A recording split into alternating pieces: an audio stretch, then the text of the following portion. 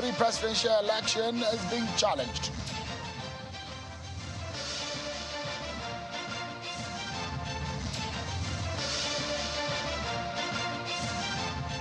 An APC National Working Committee alongside the President-elect Bola Tinubu of today announced zoning and the names of preferred candidates for the presiding officers' positions in the 10th National Assembly.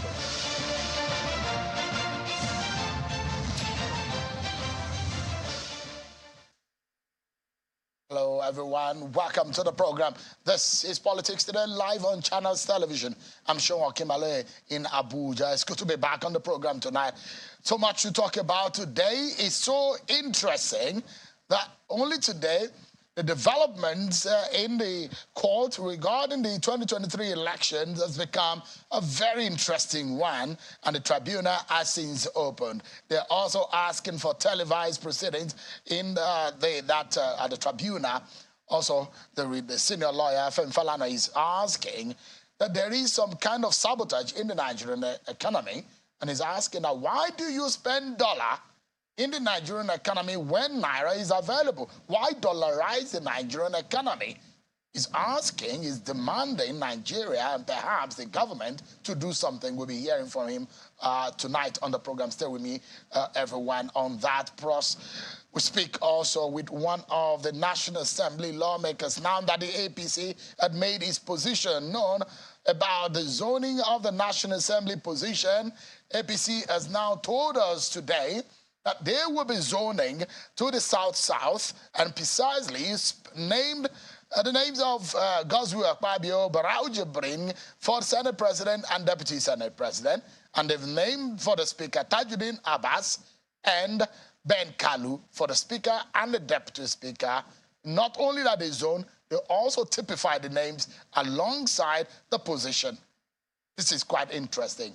So we're getting perspectives on this one. Those who are saying that, well, they will challenge the APC on the floor for these positions. But beyond all of this, what is more important is the role of the lawmakers in the interest of Nigeria.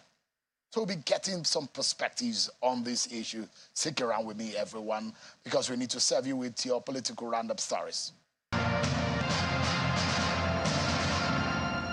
The Supreme Court has fixed May the 9th for judgment in the appeal filed by the former governor of Osun State, Gboyega Oyetola, against the election of Ademola Adeleke as the governor of the Southwest State. In his appeal, Mr. Oyetola is seeking the reversal of the March 25 judgment of the Court of Appeal in Abuja, which affirmed Adeleke's victory in the last governorship election in Osun State. The appeal court had in its judgment set aside an earlier judgment by the Osun governorship election Petition Tribunal, which held in favor of Oyetola and removed Ademola Adeleke. A 5-member panel of the Supreme Court announced a date after taking arguments from lawyers to parties. The National Assembly is holding an induction program for senators and House of Rep members-elect of the 10th National Assembly. The induction ceremony is intended to educate lawmakers-elect on legislative business. According to the National Institute for Legislative and Democratic Studies, this is extremely important as more than 70% of federal lawmakers coming into the 10th Assembly are first-time lawmakers. The People's Democratic Party is raising the alarm over an alleged plot by the ruling All Progressives Congress to influence the outcome of the ongoing cases at the Presidential Election Petition Tribunal. In a news conference in Abuja, the National Publicity Secretary of the PDP, Mr. Debo Ologunagba, says the party has information about the plot to influence the outcome of the tribunal judgment and is alerting Nigerians and the international community to be on the alert. The PDP calls on the APC and its leaders to immediately come clean and publicly address Nigerians and the world on these disturbing allegations and revelations which are already in the public domain. As the River State Election Tribunal sitting in Abuja begins hearing of the different petitions filed by aggrieved candidates of the 2023 election, the governorship candidate of the All Progressives Congress in River State, Mr. Tonya Cole, is asking the judiciary to uphold the tenets of the profession and dispense justice without fear nor favor. Tonya Cole, who was speaking with Channels Television in an exclusive interview, expressed confidence that he has a good case and the judiciary will not let Nigerians down as they are the last hope of the people. Nigerians are hoping that seeing the successive failure up until now, that the judiciary will be able to stand up and prove to be different. A group of non-serving senators are asking the national leadership of the All Progressives Congress to zone the position of the 10th Senate President to the south-south part of the country, in line with equity, justice and fairness. Addressing a news conference in Abuja, the group, made up of 7 and 8 Nass former senators, led by Senator Bashir Lado, notes that the leadership of the National Assembly requires an experienced leader at this trying period of the nation's political history. The group also endorsed Senator Gosula Pabio and Senator Barao Jibrin as Senate President and Deputy Senate President for 10th Senate of the National Assembly. We also affirm our unfettered support for the position of the President of the 10th Senate to be conferred on His Excellency, Distinguished Senator Godswill Obot Akpabio, CON. A group of leaders and stakeholders from Owerri Federal Constituency under the umbrella of Nzuko Owerri General Assembly have endorsed the Imo Charter of Equity adopted by the Imo Leaders Council, which stipulates that power should rotate amongst the 3 geopolitical zones in Imo State, and also support the incumbent governor, Hope Uzodimma, to complete another 4-year tenure and hand over power to Owerri Zone afterwards. Reading out a communique of the position reached after a meeting in Owerri, the group threw its weight behind the second-term bid of Governor Hope Uzodimma, having done so much for the people of Owerri Federal Constituency through infrastructural development, programs and policies of the Uzodimma-led administration. We must give honor to whom it is due. Governor Hope Uzodimma's administration has greatly impacted Owerri Federal Constituency, geared towards returning its past glory. Thank you indeed, everyone, for staying with us on the program. So let's tell you the breaking news that you find right here on your screen is about the National Working Committee of the All Progressives Congress, APC, which says today that it has zoned the leadership of the 10th National Assembly. Well, from the statement released by the National Publicity Secretary of the APC, Mr. Felix Moka, says that the zoning arrangement reported to the NWC is now stated as follows. Take a look at what it looks like. The Senate presidency has been zoned, and there's a typecast for it. South-South, Senator Godswill Akpabio from Akwa Ibom State. For the Deputy Senate presidency, in the Northwest, Senator Barao Jibrin from Kano, and others in the position, other presiding officers in the Green Chambers. For the speakership, in Northwest, Honorable Abbas Tajuddin, Northwest, from the Northwest, from Kaduna State, and the Deputy Speaker from Southeast Abia State, Honorable Ben Kalu, who is the present spokesperson of the House of Representatives. The announcement of the zoning arrangement, according to Mr. Moka, is in consultations with the meetings or with the President-elect Bola Tinubu and some leaders and stakeholders of the party. Let me allow you to listen to Mr. Moka just after the National Working Committee of the APC finished their meeting earlier today in Abuja. The National Working Committee of the All Progressives Congress, APC, met today, Monday, May 8th, 2023, to consider reports of consultations and meetings held with the President-elect, His Excellency Asiwaju Bola Tinubu, other party leaders and stakeholders on zoning arrangement for the 10th National Assembly leadership positions. The NWC noted with respect the outcome of the meetings held between the President-elect and the leadership of the NWC. The NWC called for further and better consultation with necessary stakeholders in order to assure the support of the aspirants to the National Assembly leadership positions and members of the party nationwide. The zoning arrangement reported to the NWC is as follows. Senate, 1. Honorable Abbas Tajuddin, Kaduna. For Deputy Speaker, Southeast, Honorable Ben Kalu, Abia. We urge our party leaders, members, and all Nigerians to continue to work for the peace and progress of our country during and beyond the current period of leadership transition. All right, then, you heard from the spokesperson of the APC. Let me allow you to look at what the zoning looked like again. But the party says that the consultation that they had with the president-elect and other stakeholders of the party led them to arriving at this zoning arrangement for the 10th National Assembly. So the APC says that they want Goswe Akpabio from the South-South,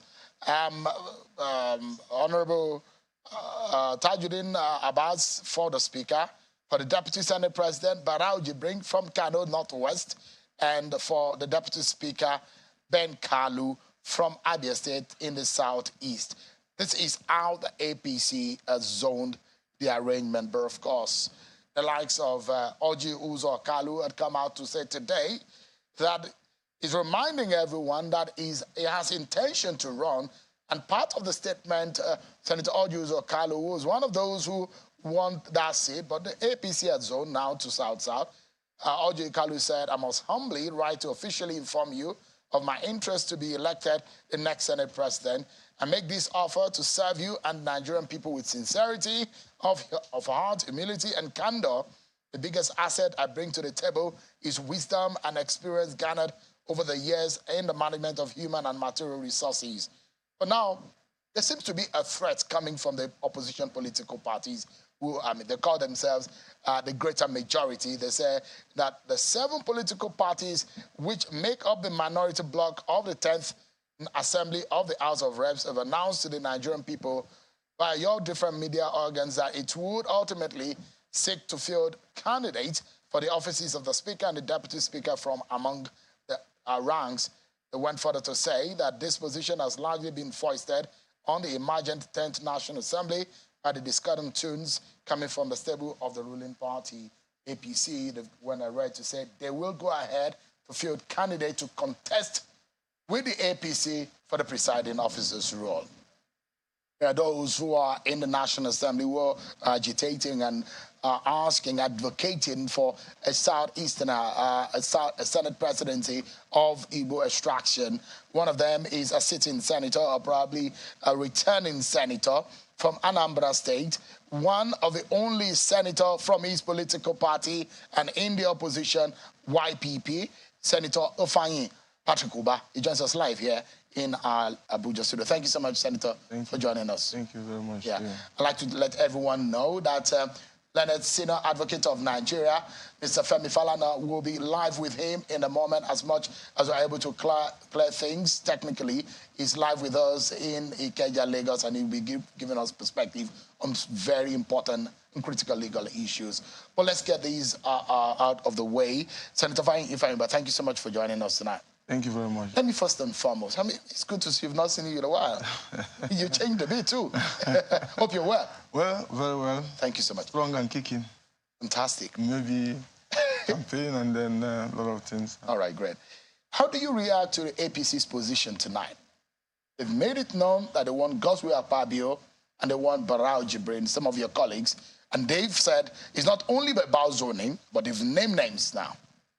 Okay, we've received that information.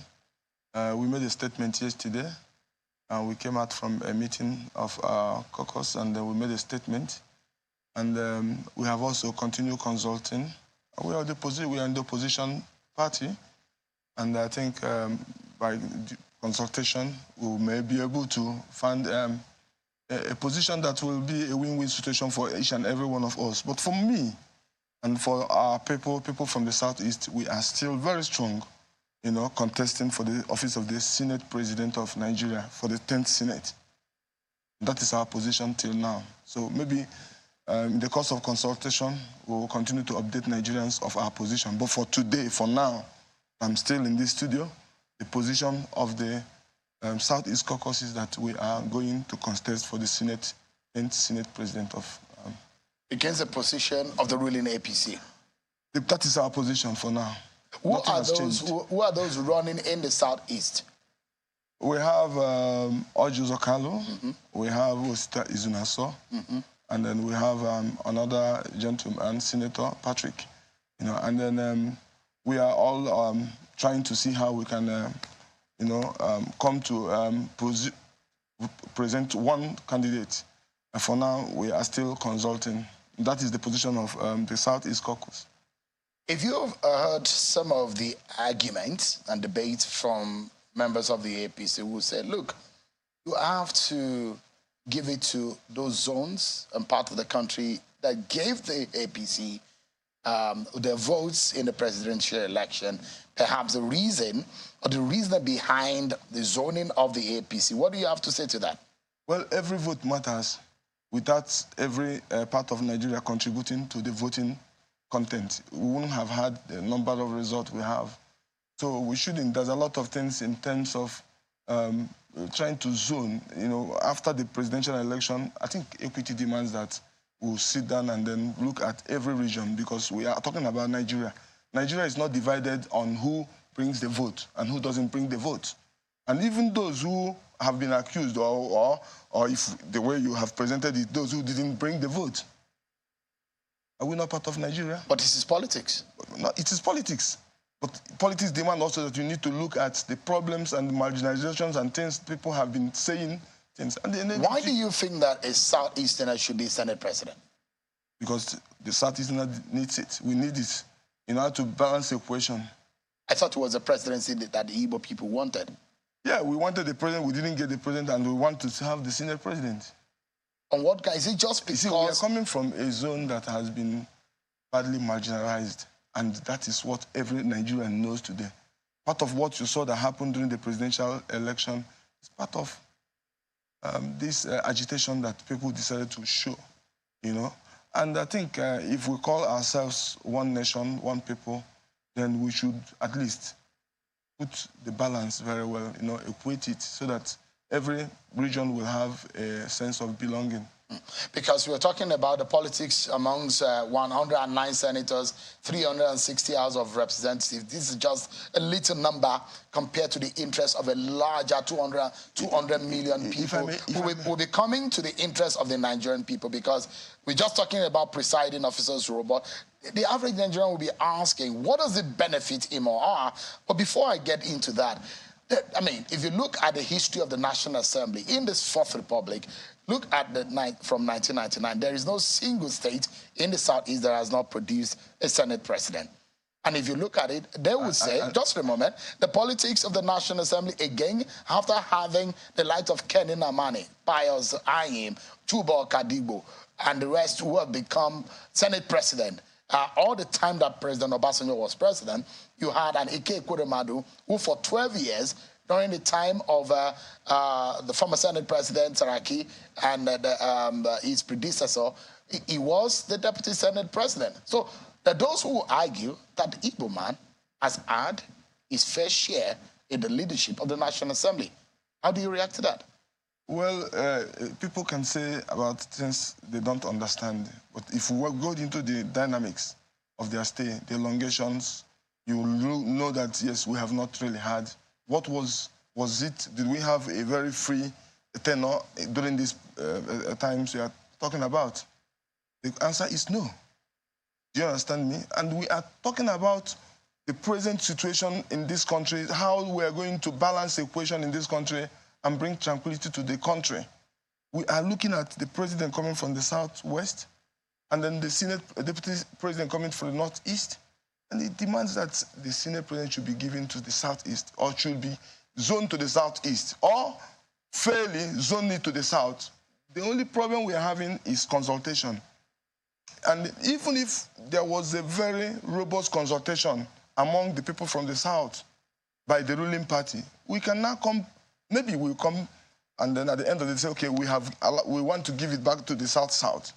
But there was no consultation. It's like there's nothing you people can do. Is that how you guys see it? That's the way we find it. That's how you have been treated. there's nothing there's nothing. You are even being marginalized in the National Assembly. That's how you see it. In the zoning by the ruling party, that is the way we are seeing it. You know, and not that we don't have human. I mean, Ojo Zokalo has a competency.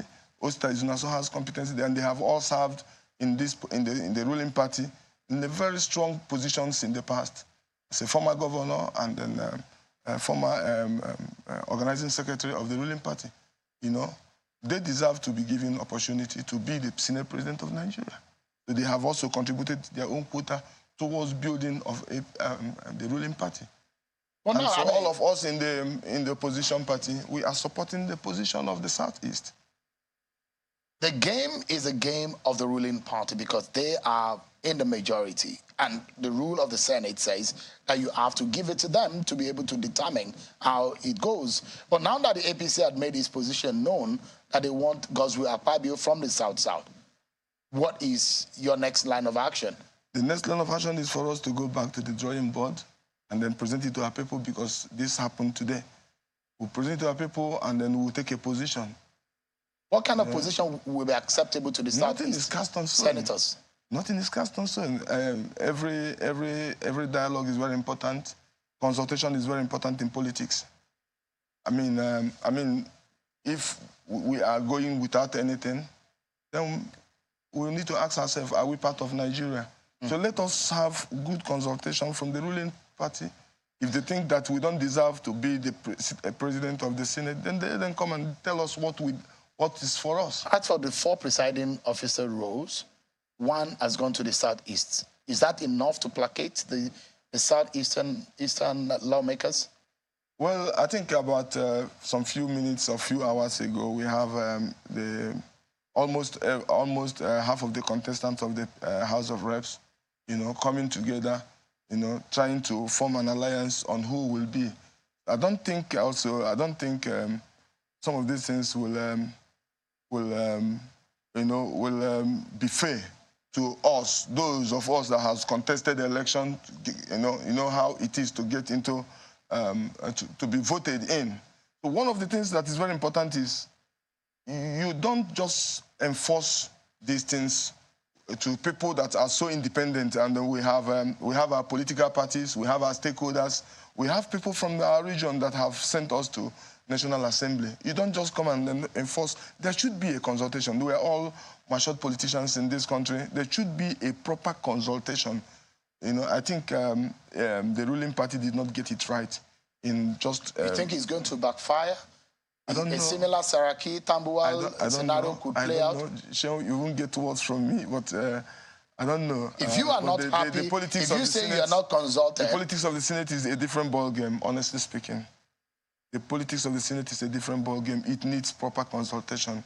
And that is what I think the only... Are you warning the APC about this?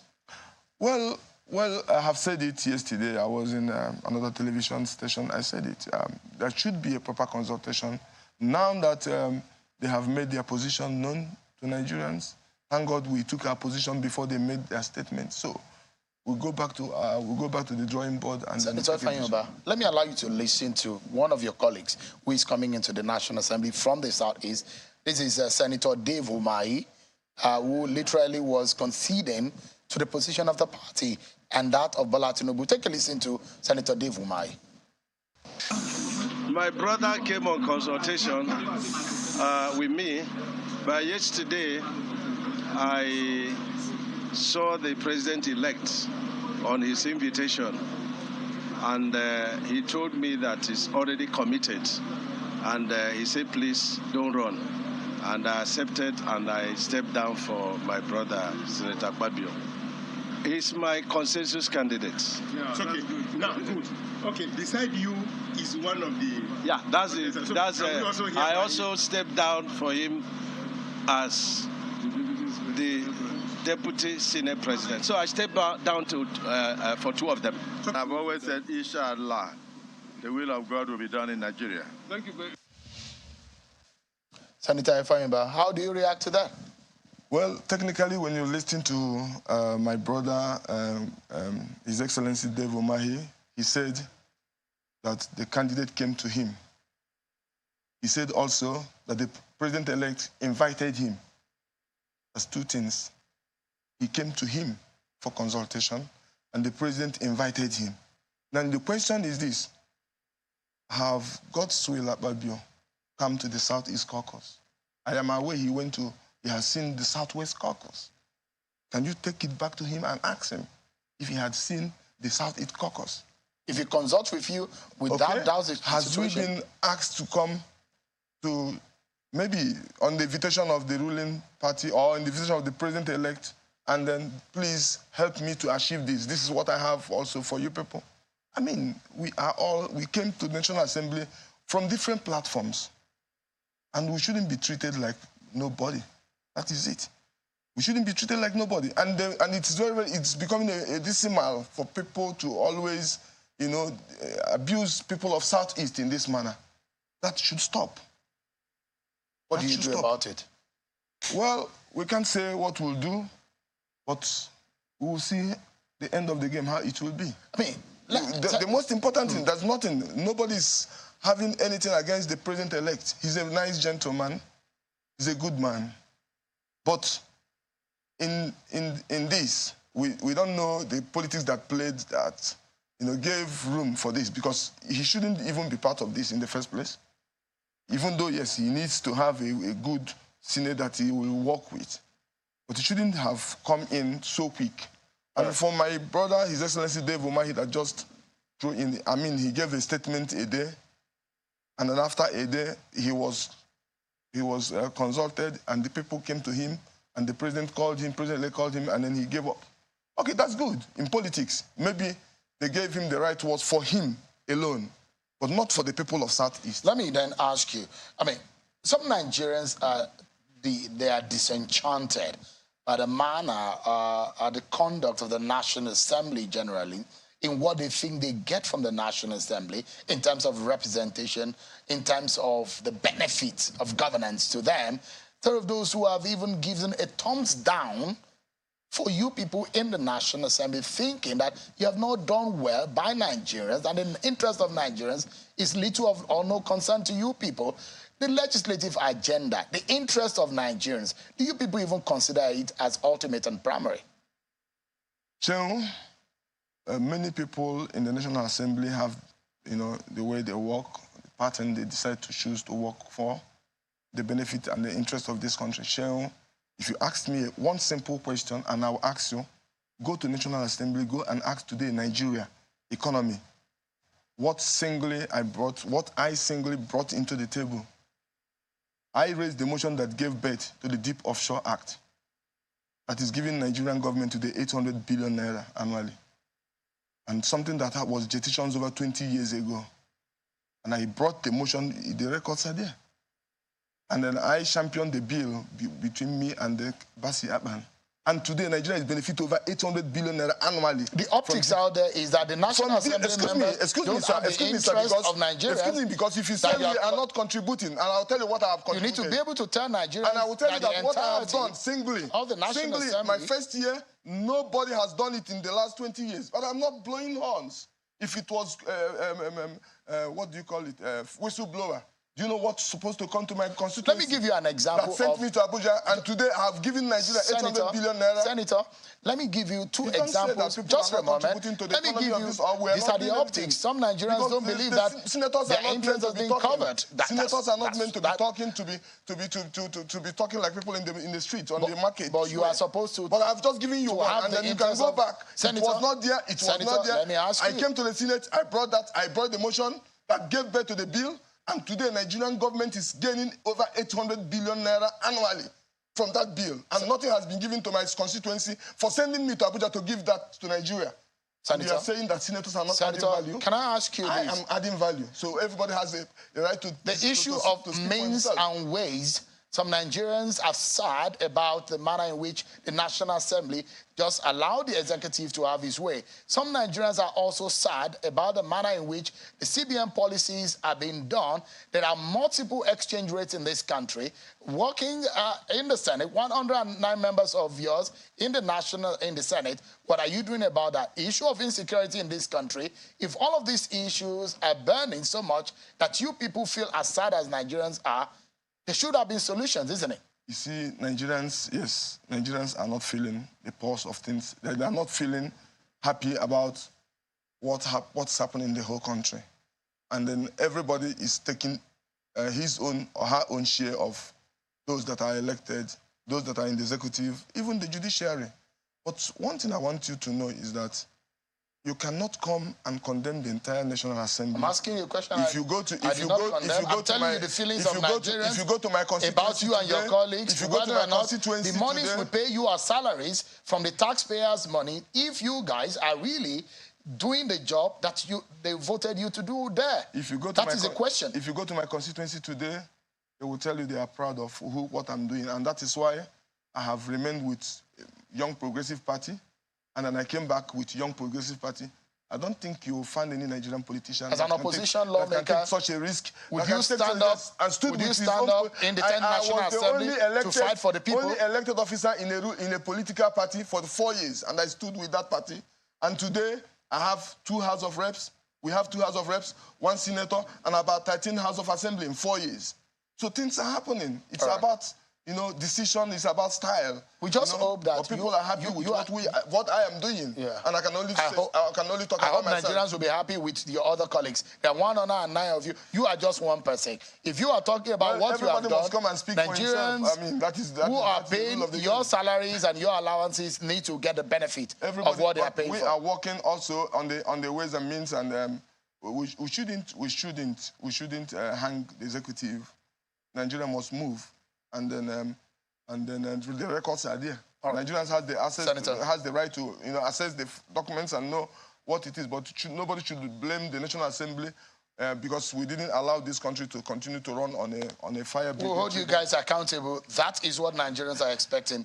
If anybody is sending anybody to school to pay your school fees or paying your salary, your employers need the benefits of what they are paying for. And that's what Nigerians are asking for. Definitely. And we hope in the 10th National Assembly, you guys will fight for Nigerians and do good by Nigerians. That's what they let them give Southeast. We will hold you guys accountable. I promise you. The Senate President. Thank you so much. Senator Ifeanyi Ubah, federal lawmaker representing a number of states, in a precise reasoning in the Senate. What do you mean by this?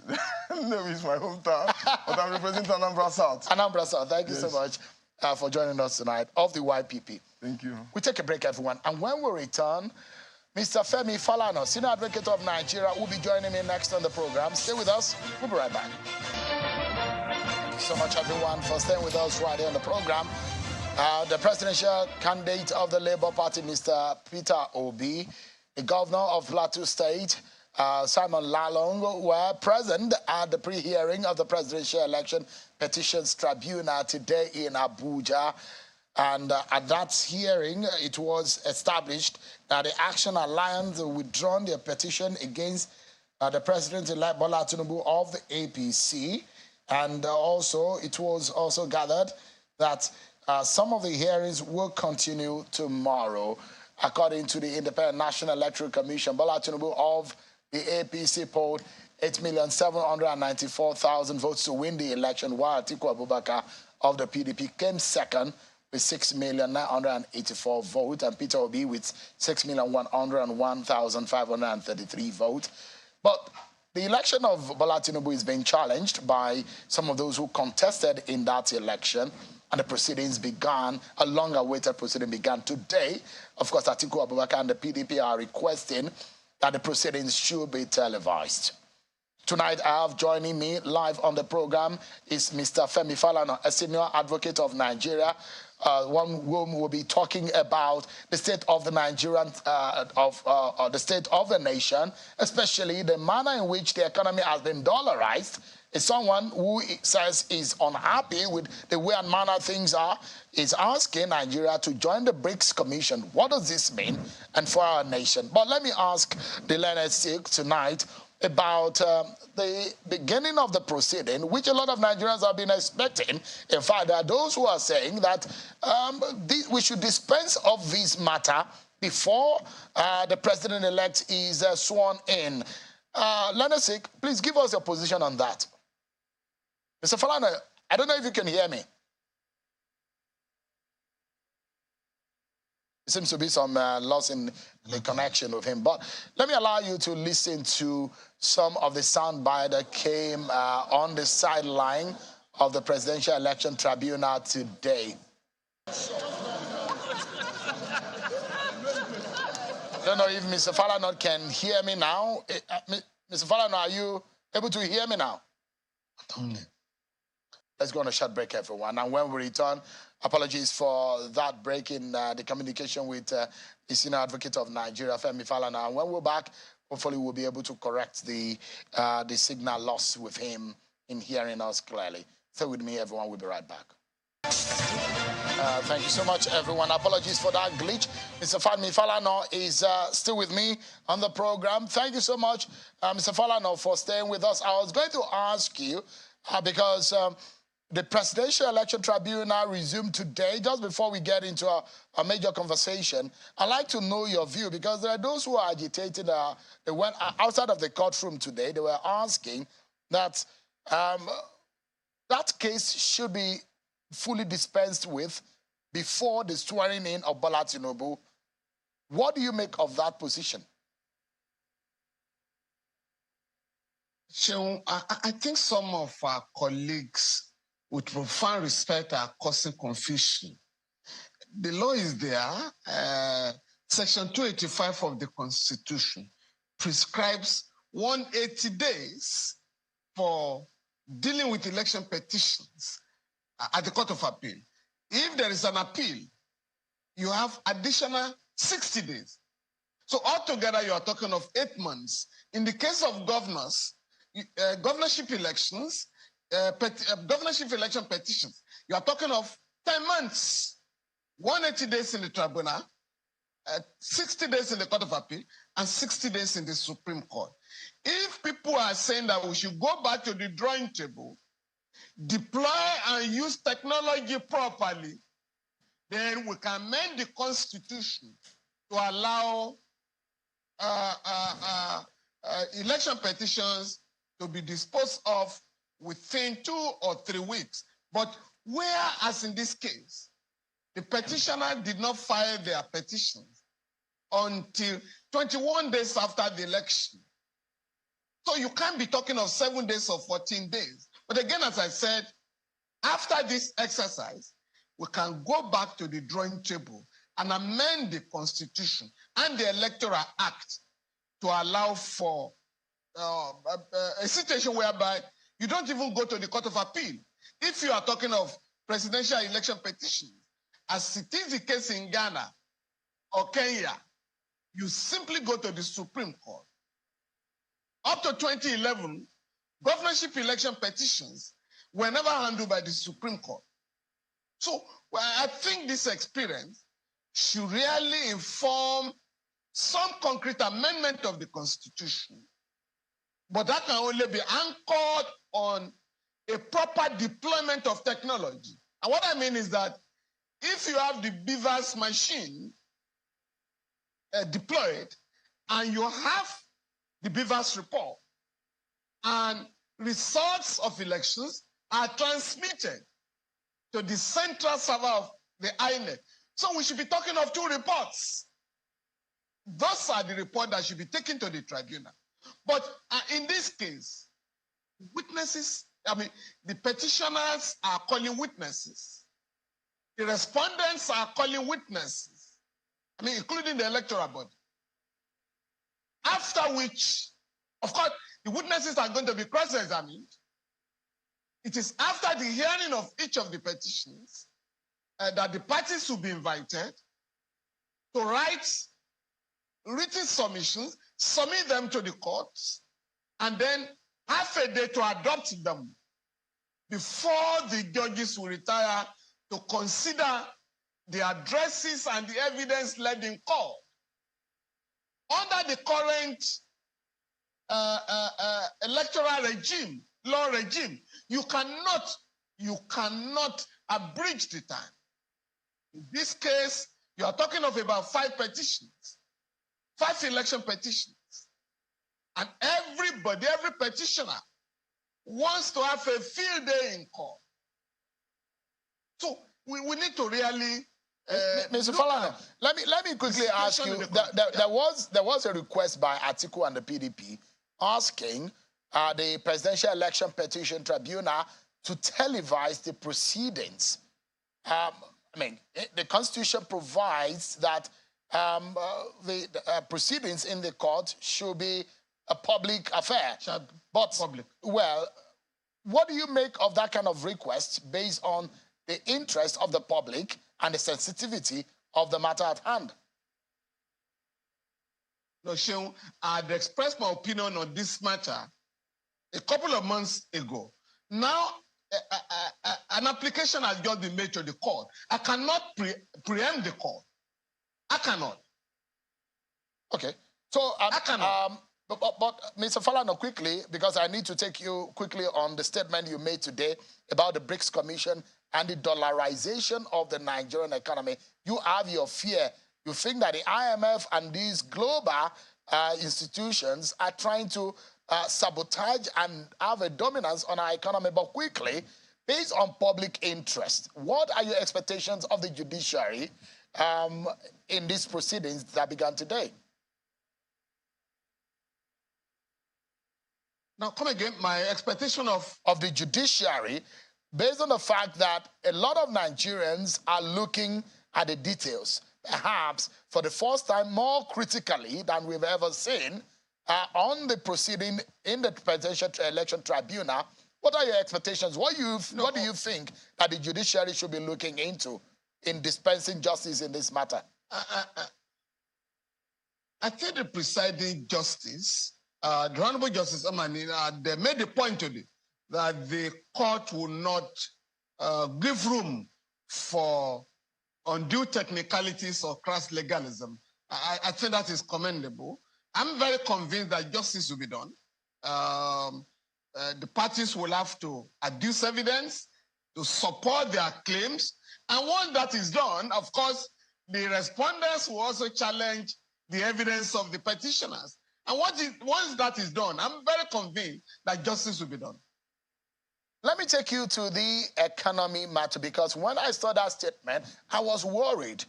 You have alleged economic sabotage between the Central Bank of Nigeria and the likes of the IMF. Is this a deliberate economic sabotage of some persons to have a dollar domination on Nigerian economy? And what are the consequences? Is there any major danger to the Nigerian people?